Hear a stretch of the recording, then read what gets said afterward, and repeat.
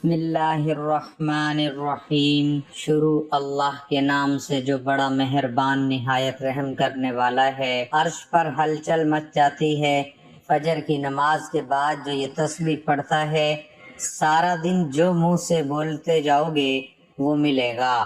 رسول اللہ صلی اللہ علیہ وسلم نے فرمایا، محترم ناظرین، یہ وہ فضیلت و برکات والی تسبیح ہے کہ جس کو پڑھنے سے نہ صرف گناہ معاف ہوتے ہیں بلکہ فجر کی نماز کے بعد جو یہ تسبیح پڑھتا ہے، اللہ اس کی دن بھر کی تمام حاجتوں کو پورا کرتے ہیں، اللہ اس کی پریشانیوں کو دور کرتے ہیں، اللہ اسے بے شمار رزق دیتے ہیں، غیب سے رزق ملتا ہے۔ رسول اللہ صلی اللہ علیہ وسلم نے فرمایا، جو شخص صبح و شام یہ تسبیح 100 مرتبہ پڑھے تو قیامت کے دن اسے افضل عمل کسی کا نہیں ہوگا سوائے اس شخص کے جس نے اس کے برابر اس سے زیادہ ان کلمات کو پڑھا ہو۔ ناظرین، فجر کی نماز کے بعد جو یہ تسبیح پڑھتا ہے، عرش پر ہلچل مچ جاتی ہے۔ اللہ تعالیٰ اپنے بندے کی حاجت کو پورا کرنے کے لیے فرشتوں کی دوڑیں لگا دیتے ہیں، اس کے ہر معاملات میں اس کی غیبی مدد کرتے ہیں، اس کے منہ سے نکلا ہر لفظ اللہ تعالیٰ کن لکھ دیتے ہیں۔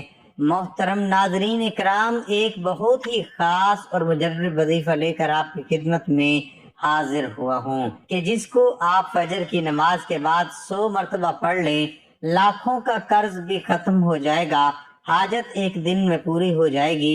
ناظرین، یہ کوئی بڑا وظیفہ نہیں اور نہ ہی کبھی آپ کو بڑے بڑے وظیفے بتاتا ہوں، مختصر سا عمل ہے۔ آج کا وظیفہ نہایت ہی مختصر سا وظیفہ ہے، فجر کے بعد آپ نے اس عمل کو کر لینا ہے۔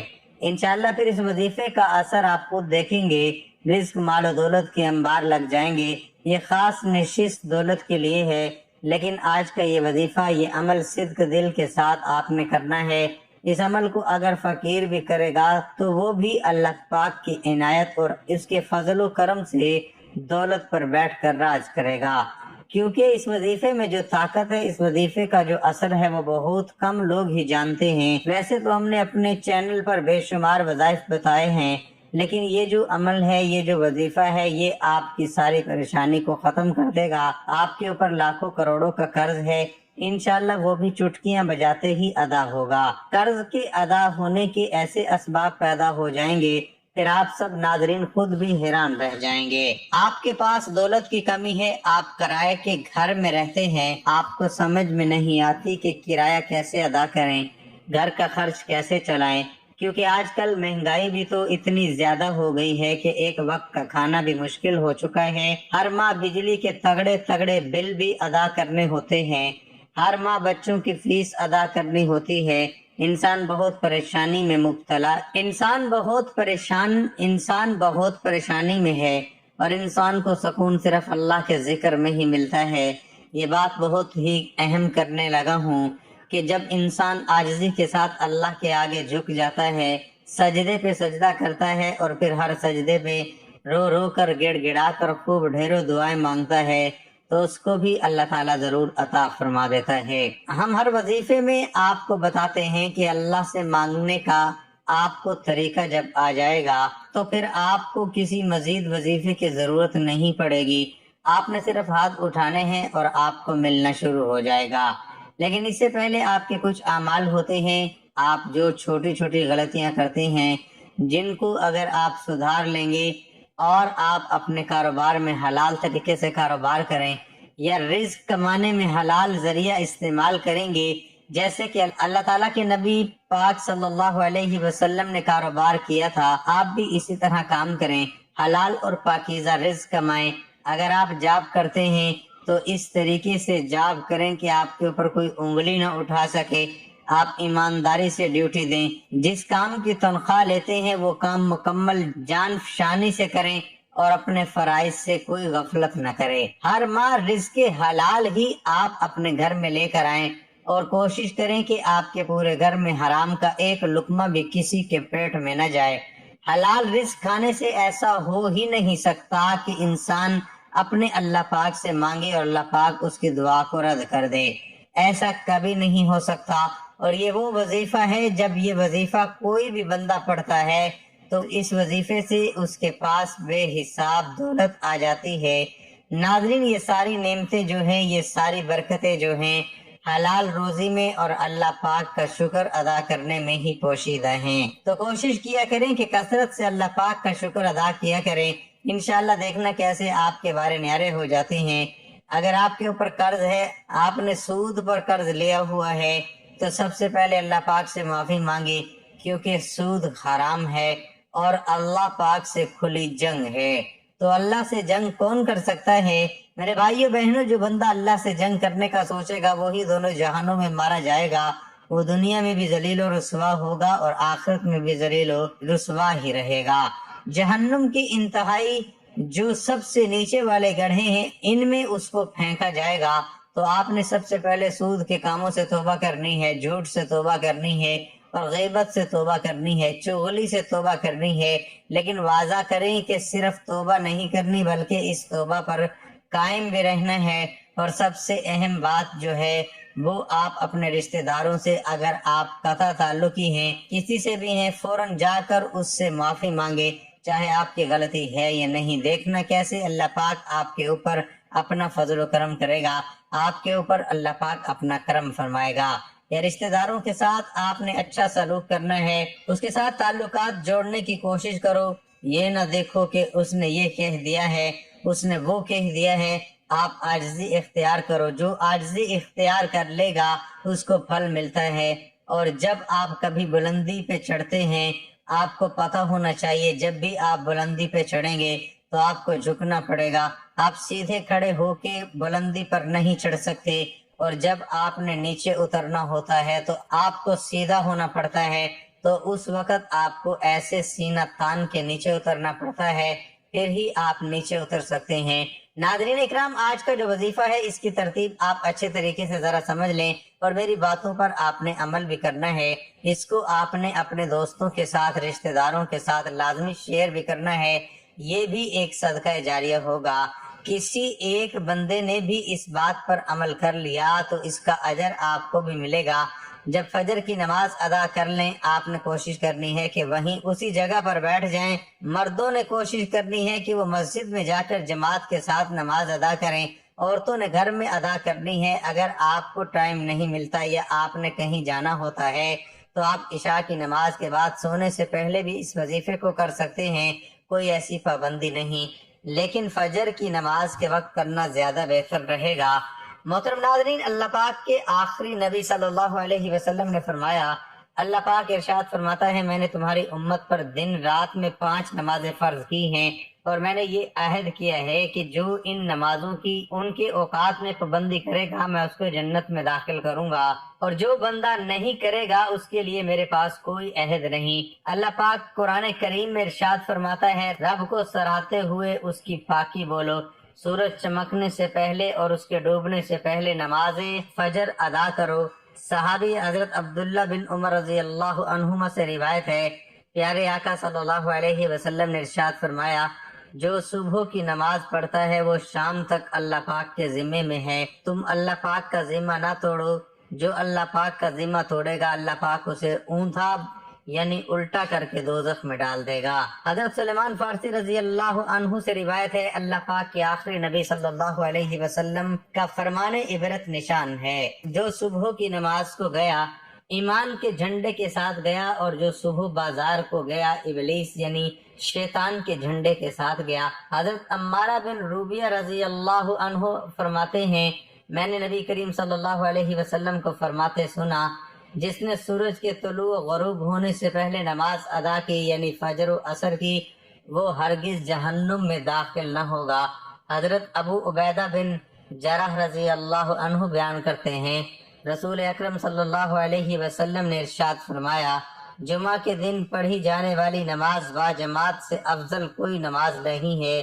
میرا گمان یعنی خیال ہے تم میں سے جو اس میں شریک ہوگا اس کے گناہ معاف کر دیے جائیں گے۔ حضرت انس رضی اللہ عنہ سے روایت ہے، سرکار مدینہ صلی اللہ علیہ وسلم نے ارشاد فرمایا، جس نے 40 دن فجر عشاء با جماعت پڑھی اور اس کو اللہ پاک 2 آزادیاں عطا فرمائے گا، ایک نار یعنی آگ سے، دوسری نفاق یعنی منافقت سے۔ نماز جنت کی چابی ہے، اللہ پاک ہمیں وقت پر 5 نمازوں پڑھنے کی توفیق عطا فرمائے، آمین یا الہی فجر میں ہم کو اٹھنے کا شوق دے، سب نمازیں ہم پڑھیں وہ ذوق دے، جو صبح کی نماز سورج نکلنے سے پہلے پڑھ لے یعنی باجماعت نماز ادا کرے، یعنی ایسا بندہ اللہ پاک کے ذمے میں چلا جاتا ہے۔ جو دو نمازیں یعنی فجر اور عصر کی نماز شوق سے پڑھتا ہے، اللہ پاک اس کے لیے باقی نمازیں پڑھنا آسان کر دیتا ہے۔ جب اسے موت آئے گی اللہ پاک اس کے لیے جنت کے 8 دروازے کھول دیتا ہے۔ فجر کی سنتیں دنیا کے خزانوں سے بہتر ہیں، اللہ پاک قیامت کے دن اسے اپنا دیدار نصیب کرے گا۔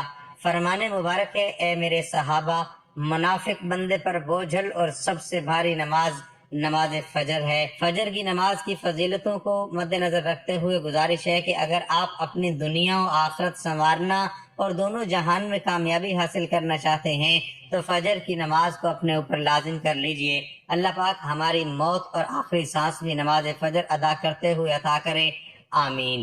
محترم ناظرین، آپ نے سب سے پہلے ایک مرتبہ بسم اللہ الرحمن الرحیم پڑھ لینی ہے۔ اللہ تعالیٰ کی پاک اور لارب کتاب قرآن مجید میں آیا ہے، ترجمہ سلیمان کی طرف سے ہے، اور وہ یہ ہے، اللہ کے نام سے شروع کرتا ہوں جو بے حد مہربان نہایت رحم والا ہے۔ حضرت سلیمان علیہ السلام نے اپنے خط کا آغاز اللہ تعالیٰ کے بابرکت نام سے ہی کیا۔ اسی طرح حضرت نوح علیہ السلام کی کشتی کے چلنے کا تذکرہ قرآن مجید میں کیا گیا تو اللہ تعالیٰ نے ارشاد فرمایا، ترجمہ، اور کہا اس میں سوار ہو جاؤ، اس کا چلنا اور تیرنا اللہ کے نام سے ہے، بے شک میرا رب بخشنے والا مہربان ہے۔ گویا کسی بھی ایسے کام کا آغاز جو جائز ہو تو اللہ کا نام لینا اور اسے شروع کرنا انبیاء علیہ السلام کی سنت مبارکہ ہے، جو اس کام میں برکت پیدا ہو جاتی ہے۔ جب نبی پاک حضرت محمد صلی اللہ علیہ وسلم بھی کوئی کام کرتے تو اس کی ابتدا اللہ تعالیٰ کے بابرکت نام سے فرماتے تھے۔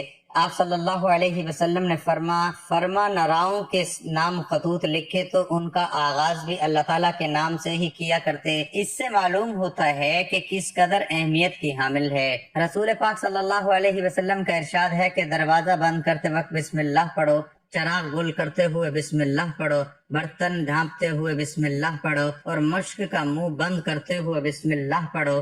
کھانے پینے، ذبح کرنا، وضو کرنے، کشتی میں سوار ہونے، ہر کام سے پہلے بسم اللہ پڑھنا مستحب ہے۔ ناظرین اکرام، اس کے بعد آپ نے نبی کریم صلی اللہ علیہ وسلم کی ذات اقدس پر صرف 11 مرتبہ درود پاک پڑھ لینا ہے۔ درود پاک بے شک ابراہیمی پڑھ لیں یا کوئی چھوٹے سے چھوٹا درود جیسے کہ صلی اللہ علیہ وسلم پڑھ لیں، لیکن درود ابراہیمی کی فضیلت زیادہ ہے۔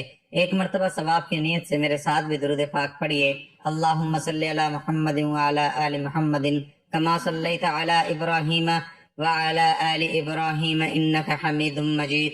اللہم بارک علی محمد وعلی آل محمد کما بارکت علی ابراہیم وعلی آل ابراہیم انک حمید مجید۔ حضرت عبداللہ بن عمر رضی اللہ تعالیٰ عنہ روایت کرتے ہیں کہ ایک شخص نے حضور اقدس صلی اللہ تعالی علیہ وآلہ وسلم کی خدمت بابرکت میں حاضر ہو کر اپنی مفلسی اور تنگ دستی کی شکایت کی تو آپ صلی اللہ تعالی علیہ وسلم نے فرمایا، جب تم گھر میں داخل ہو اور گھر میں کوئی ہو تو اسے سلام کرو، اگر کوئی نہ ہو تو مجھ پر سلام عرض کرو، اور ایک بار قل ہو اللہ پڑھو۔ اس شخص نے ایسا ہی کیا، اللہ تعالیٰ نے اسے اتنا مالا مال کر دیا کہ اس نے اپنے ہمسایوں کی بھی خدمت کی۔ فرمان مصطفیٰ صلی اللہ تعالی علیہ وآلہ وسلم ہے، جو یہ پسند کرے اللہ تعالیٰ اس کے گھر میں خیر زیادہ کرے تو جب کھانا حاضر کیا جائے وضو کرے، اور جب اٹھایا جائے تو اس وقت بھی وضو کرے۔ کھانے کے وضو سے مراد دونوں ہاتھوں گٹوں تک اور منہ کا اگلا حصہ دھونا اور کلی کرنا۔ فیضان سنت میں مل کر کھانے میں برکت ہے۔ سرکار مدینہ صلی اللہ تعالی علیہ وآلہ وسلم کا فرمان ہے، اکٹھے کھاؤ، الگ الگ نہ کھاؤ، کہ برکت جماعت کے ساتھ ہے۔ اس حدیث پاک کے تحت حکیم الامت مفتی احمد یار خان علیہ رحمت الحنان فرماتے ہیں، ساتھ کھانے میں تھوڑا کھانا بہت کو کافی ہو جاتا ہے، آپس میں محبت بڑھتی ہے۔ نماز، جہاد، حج، کھانا، غرض یہ کہ عبادات و عادات میں مسلمانوں کی جماعت بڑی اعلیٰ نعمت ہے۔ رزق میں وسعت کا نسخہ سرکار مدینہ صلی اللہ تعالی علیہ وآلہ وسلم کا فرمانے مشک بار ہے، جو شخص دسترخوان سے کھانے کے گرے ہوئے ٹکڑوں کو اٹھا کر کھائے وہ فراخی کی زندگی گراتا ہے، اور اس کی اولاد میں عافیت رہتی ہے۔ رزق میں برکت کا ایک سبب رشتہ داروں سے حسن سلوک کرنا بھی ہے۔ نبی اکرم صلی اللہ تعالی علیہ وآلہ وسلم نے فرمایا، جسے عمر میں اضافہ اور رزق میں زیادتی ہونا پسند ہو تو اسے چاہیے کہ وہ اللہ تعالیٰ سے ڈرے اور صلہ رحمی کرے۔ سال بھر رزق حلال ملے گا، فرمان مصطفیٰ صلی اللہ تعالی علیہ وآلہ وسلم ہے۔ بھوکا اور حاجت مند اگر اپنی حاجت لوگوں سے چھپائے، خدا تعالیٰ رزق حلال سال بھر تک اسے عنایت کرے گا۔ جس نے استغفار کو اپنے اوپر لازم کر لیا، اللہ عز و جل اس کی ہر پریشانی دور فرمائے گا اور ہر تنگی سے اسے راحت عطا فرمائے گا، اور اسے ایسی جگہ سے رزق عطا فرمائے گا جہاں سے اسے گمان بھی نہ ہوگا۔ کیا میں تمہیں وہ چیز نہ بتاؤں جو تمہیں تمہارے دشمن سے نجات دے اور تمہارے رزق وسیع کر دے؟ رات دن اللہ تعالیٰ سے دعا مانگتے رہو کہ دعا مومن کا ہتھیار ہے۔ حضرت عبداللہ بن عمر رضی اللہ تعالیٰ عنہ روایت کرتے ہیں کہ ایک شخص حضور صلی اللہ علیہ وسلم کی خدمت میں حاضر ہوا اور اپنی تنگ دستی کا شکوہ کرنے لگا، تو آپ صلی اللہ علیہ وسلم نے اس آدمی سے فرمایا، تمہیں وہ تسبیح بھول گئی جو ملائکہ کی تسبیح ہے، تمام مخلوقات کی تسبیح ہے، اس کے ذریعے سب کو رزق دیا جاتا ہے۔ حضرت عبداللہ بن عمر رضی اللہ تعالیٰ عنہ نے عرض کیا کہ یا رسول اللہ، وہ کون سی تسبیح ہے؟ آپ پہلے ٹیک لگا کر تشریف فرما تھے تو آپ سیدھے ہو کر بیٹھ گئے۔ آپ صلی اللہ علیہ وسلم نے فرمایا کہ اے ابن عمر، صبح صادق کے طلوع ہونے کے بعد سے لے کر نماز فجر کے درمیان یہ کلمات سبحان اللہ و بحمدہ سبحان اللہ العظیم استغفر اللہ 100 مرتبہ پڑھ لو تو دنیا تمہارے پاس ناک رگڑتی ہوئی آئے گی، اور اللہ تعالیٰ ہر اس کلمے کے بدلے جو تم کہو گے ایک فرشتہ پیدا فرمائیں گے جو قیامت تک تسبیح بیان کرتا رہے گا، اور اس کا ثواب تمہیں ملے گا۔